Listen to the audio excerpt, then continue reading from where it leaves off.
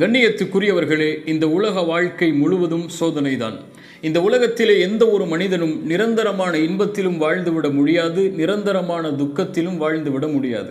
இன்பமும் துன்பமும், நோயும் சுகமும், செல்வமும் ஏழ்மையும் இந்த உலக வாழ்க்கையில் மாறி மாறி அமைந்து கொண்டே இருக்கும். குர்ஆன் சொல்லுகிறது, அல்லதி ஹலகல் மௌத வல் ஹயாத லியப்லுவக்கும், வாழ்வையும் மரணத்தையும் இறைவன் அமைத்ததன் நோக்கமே சோதிப்பதற்காகத்தான் என்று.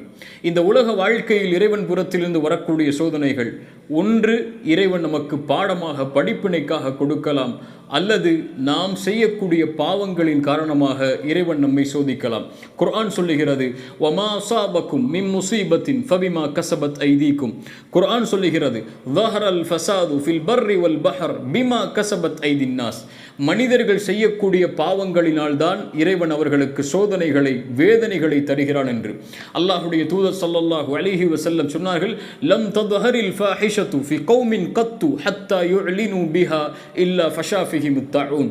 எந்த ஒரு சமூகத்தில் மானக்கேடான விஷயங்கள் வெளிப்படையாக பரவி விடுகிறதோ அல்லாஹ் அந்த சமூகத்திற்கு பரவக்கூடிய நோய்களை அனுப்புவான் என்று.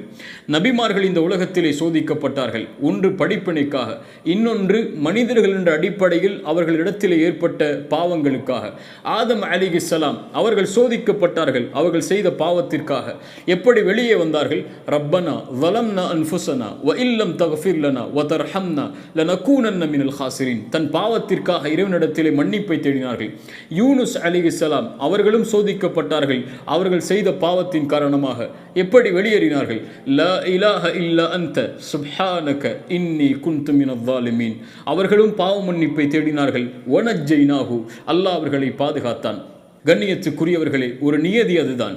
இந்த உலகத்திலே எந்த ஒரு மனிதனையும் அல்லது எந்த ஒரு சோதனையையும் இறைவன் இறக்குவதில்லை மனிதர்கள் செய்யக்கூடிய பாவங்களினாலே தவிர. எந்த ஒரு சோதனையும் மனிதர்களுக்கு கொடுக்கப்பட்டது நீக்கப்படுவதில்லை அவர்கள் அல்லாஹ்விடத்திலே பாவ மன்னிப்பை தேடினாலே தவிர. நாம் நம் சோதனைகள் நீக்கப்பட வேண்டும் என்று ஆசைப்படுகிறோம், ஆனால் அல்லாஹ்விடத்தில் பாவ மன்னிப்பை கோரினோமா? அஃபலா யதூபூன இலல்லாஹ், அல்லாஹ்வை நோக்கி நீங்கள் திரும்பி வரமாட்டீர்களா என்று குர்ஆன் கேட்கிறது. அல்லாஹ்வுடைய தூதர் ஸல்லல்லாஹு அலைஹி வஸல்லம் அவர்கள் சொன்னார்கள், ஒவ்வொரு நாளும் நான் 70 முறை அல்லாஹ்வை நோக்கி நான் திரும்புகிறேன் என்று. இன்னல்லாஹ யுஹிப்புத் தவ்வாபீன். நாம் அல்லாஹ்வை நோக்கி திரும்ப வேண்டும் என்று ஆசைப்பட்டால் எம்முடைய பாவங்களிலிருந்து அல்லாஹ் அதை விரும்புகிறான், நம்மை அரவணைக்க அல்லாஹ் காத்து கொண்டிருக்கிறான். எம்முடைய சோதனைகள் நீக்கப்பட வேண்டும் என்று அல்லாஹ் விரும்புகிறான். ஆனால் நாம் செய்ய வேண்டியது அவரை நோக்கி திரும்புவதுதான். என்ன பாவமாக இருக்கலாம், என்ன குற்றமாக இருக்கலாம், அதையெல்லாம் மறந்துவிட்டு எம் சோதனைகள் நீக்கப்படுவதற்காக அல்லாஹ்வை நோக்கி திரும்புங்கள். அல்லாஹ் அந்த சோதனைகளை நிச்சயமாக நீக்குவான்.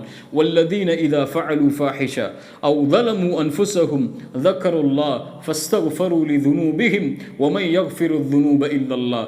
தனக்குத்தானே அனிதம் இழைத்து மானக்கேடான பாவங்களை செய்து அதற்கு பிறகு அல்லாஹ்வை நினைவு கூர்ந்து பாவ மன்னிப்பை கூறினால் அல்லாஹ்வை தவிர வேறு யார் அவர்களுடைய பாவங்களை மன்னிக்க முடியும் என்று குர்ஆன் கேட்கிறது. குல் யா இபாதியல்லதீன அஸ்ரஃபு அலா அன்ஃபுஸிஹிம், வரம்பு மீறி பாவம் செய்த என் அடியார்களே, லா தக்னது மிர் ரஹ்மத்தில்லாஹ், அல்லாஹ்வுடைய அருளில் ஒருபோதும் நிராசை அடைந்து விடாதீர்கள். அல்லாஹ் என் பாவத்தை எல்லாம் மன்னிப்பானா? இவ்வளவு குற்றம் செய்திருக்கிறேன், இவ்வளவு தீமை செய்திருக்கிறேன், அல்லாஹ் என் தீமையை, என் பாவத்தை மன்னித்து என்னை ஏற்றுக்கொள்வானா? அவனிடத்திலே திரும்பி செல்ல வேண்டும் என்று ஆசைப்படுகிறேன், என் சோதனைகள் நீக்கப்பட வேண்டும் என்று ஆசைப்படுகிறேன் என்று கேட்டால், ஆம், அல்லாஹ் வரவேற்கிறான். லா தக்னது மிர் ரஹ்மத்தில்லாஹ், அல்லாஹ்வுடைய அருளில் ஒருபோதும் நம்பிக்கை இழந்து விடாதே. என்ன குற்றமாக இருக்கலாம் நீ கடந்ததில் செய்தது, அதை எல்லாவற்றையும் அல்லாஹ்விடத்திலே ஒப்படைத்து அதை திருந்தி வருந்தி அல்லாஹ்விடத்திலே முறையிட்டால் அல்லாஹ் நிச்சயமாக எம்முடைய பாவங்களை மன்னிப்பான். இந்த உலகம் சோதனையின் களம்தான். ஃபஇன்ன மஅல் உஸ்ரி யுஸ்ரா, இன்பம் வந்தால் துன்பம் வரும், துன்பம் வந்தால் இன்பம் வரும். இப்படியே மாறி மாறி இந்த உலகத்தின் சுழற்சி அமைந்து கொண்டுதான் இருக்கப் போகிறது. கவலை அடையாதீர்கள். நீங்கள் நோயாளியா? நீங்கள் இந்த உலகத்திலே செல்வத்தால் சோதிக்கப்பட்டிருக்கிறீர்களா? இந்த உலகத்திலே வேறு ஏதாவது வழியிலே இறைவன் உங்களை சோதித்து கொண்டே இருக்கிறானா? லா தஹ்சன், உங்களை இறைவன் ஒருபோதும் மறக்கவில்லை, உங்களை இறைவன் ஒருபோதும் கைவிடவில்லை. உங்களிடத்திலே அவன் விரும்புவதெல்லாம் பாவ மன்னிப்பை மட்டும்தான். இமாம் ஷாஃபிஈ ரஹிமஹுல்லா அவர்கள் கூறிய ஒரு கவிதையை கூறி இந்த சிறிய அறிவுரையை எனக்கும் உங்களுக்கும் ஆக்கிக் கொள்கிறேன். இமாம் ஷாஃபிஈ ரஹிமஹுல்லா அவர்கள் சொன்னார்கள், கவலையில் இருப்பவரே, நிச்சயமாக கவலை நீங்கிவிடக்கூடியது, நற்செய்தி பெற்றுக்கொள். நிச்சயமாக கவலைகளை நீக்கக்கூடியவன் அல்லாஹ் ஒருவனே. விரக்தி சில நேரம் நல்வாழ்விலிருந்து மனிதனை துண்டித்துவிடும். நம்பிக்கை இழக்காதே. நிச்சயமாக அல்லாஹ் அதற்கு போதுமானவன். இறைவன் சிரமத்திற்கு பிறகு எளிதை ஏற்படுத்துவான். பதட்டமடையாதே. அல்லாஹ் அவன்தான் நிலைமைகளை உருவாக்குபவன். சோதிக்கப்பட்டால் அல்லாவின் மீது நம்பிக்கை கொள். மேலும் அவனை பொருந்திக்கொள். நிச்சயமாக சிரமங்களை நீக்குபவன் அல்லாஹ் ஒருவனே. அல்லாவின் மீது ஆணையாக, அல்லாவை தவிர வேறொருவன் உனக்கு துணை இல்லை. அல்லாஹ் உனக்கு தீர்மானித்த ஒவ்வொன்றிலும் அவனே உனக்கு போதுமானவன். அல்லாஹ் எம்மை மறக்கவில்லை.